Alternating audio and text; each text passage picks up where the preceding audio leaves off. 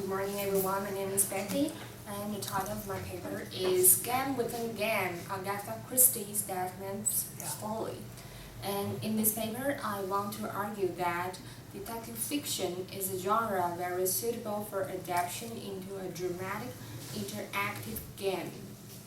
And in Agatha Christie's novel, there is a juxtaposition of the murder game and a real murder. Of course, I have to say before entering my main point that detective fiction has many subgenres and styles, and I here limit my research object only to the classical whodunit at the Golden Age. And about Agatha Christie's novel, Deathman's Folly. It is a story which is about a well-known detective novelist, Mrs. Oliver, who is invited by a rich family to write and design a murder hunt, which is very like a murder mystery game. But only the traditional murder game takes place indoors, but this murder hunt takes place outdoors. But soon, Mr. Oliver is aware that something went wrong because Mrs. Oliver received several requests to modify her plan, and during the murder hunt, there is really a murder happened, and the detective Poirot investigated this crime. And what I found interesting about this novel is its very metafictional tone that a real murder really happens in a murder simulation. So what is real and what is unreal? And next I will use some critics including Cavalti, then S.S. Dine and John Dixon Carr's theory that the detective genre actually poses an intellectual game.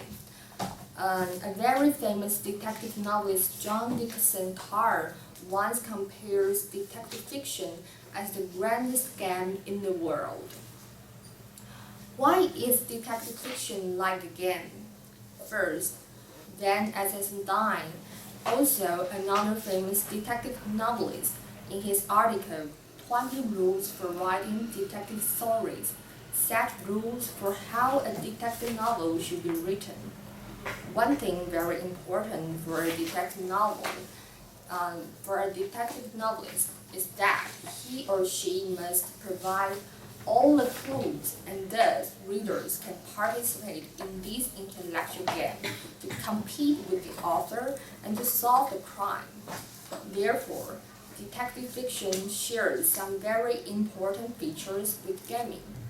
First, the purpose of both is to have entertainment. That's why readers do not feel terrified or horrified or sad for the deaths happened in the novel, because what matters is to find out who the criminal is.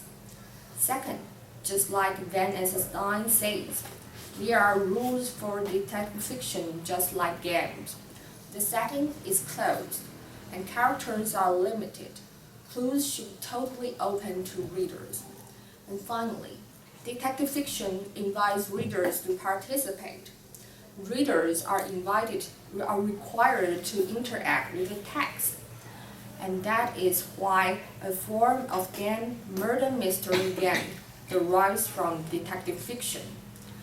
In conclusion, by using Agatha Christie's novel as an example, I identified gaming elements in detective fiction and argued the connection between detective fiction and games.